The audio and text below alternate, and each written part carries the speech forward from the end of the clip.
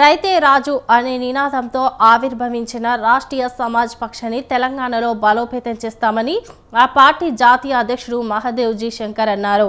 Somajiguda press క్లబ్లో ఏర్పాటు చేసిన విలేకరుల సమావేశంలో రాష్ట్ర అధ్యక్షులుగా రమాకాంత్ను నియమించినట్లు తెలిపారు. తెలంగాణ రాష్ట్రంలో తమ పార్టీని బలోపేతం చేసేందుకు మండల, గ్రామ, జిల్లా స్థాయిలో కార్యవర్గాలను ఏర్పాటు చేస్తామన్నారు. కుటుంబ పాలన లేని రాజకీయాల లక్ష్యంగా యువకులను, రైతులను, महिलाలను पार्टी प्रोत्साहिस्तामनि చెప్పారు. ये इंडिया में क्या होता है, बाप का बेटा मिनिस्टर बनता है, बाप चीफ मिनिस्टर तो बेटा चीफ मिनिस्टर बनता है, बाप मिनिस्टर बनता है, बाप चीफ मिनिस्टर तो लड़की मेंबर ऑफ पार्लियामेंट बन जाती है. ये सिस्टम को ख़त्म करना है, डिस्ट्रॉय करना है. कांग्रेस और बीजेपी बोथ आर सेम है, वो लोगों में दिखाने के लिए आला है.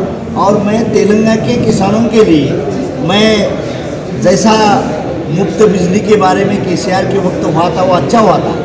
केसीआर मेरे दोस्त है, अच्छे रिलेशन है मेरा. तो यही मकसद करना चाहता हूँ कि फार्मर के बच्चे ने खाली फार्मर नहीं बनना, फार्मर का बच्चा जब इंडस्ट्रियलिस्ट बनेगा तभी इस देश का किसान. ప్రజల 4.5 కోట్ల ప్రజల ఆకాంక్షలేందో దాన్ని ఒక కార్యరూపకంగా తీసుకొని వచ్చి ఒక సిస్టమ్ వైజ్గా తీసుకురావడానికి ఈ పార్టీని అనేది నేను, ఎందుకంటే సార్ చాలా డెడికేటెడ్గా మ్యారేజ్ కూడా చేసుకోకుండా టోటల్గా నేషనల్ వైజ్ కూడా సార్ చాలా డెడికేట్గా వర్క్ చేస్తున్నాడు. ఆయన్నే రోల్ మోడల్గా తీసుకొని Mahadev Jankar is the prime role model to me. So is my mentor and ఆయనే నాకు రాజకీయ గురువుగా నేను నిర్ణయం చేసుకొని, ఇంకోటి ఏంటంటే అహల్యాబాయి హోల్కర్ తను దేశం కోసం, ధర్మం కోసం ఎంత పరిపాలన చేసిందో అవన్నీ అంశాలను తీసుకొని ఇక్కడ అలాంటి సుపరిపాలన కావాలి.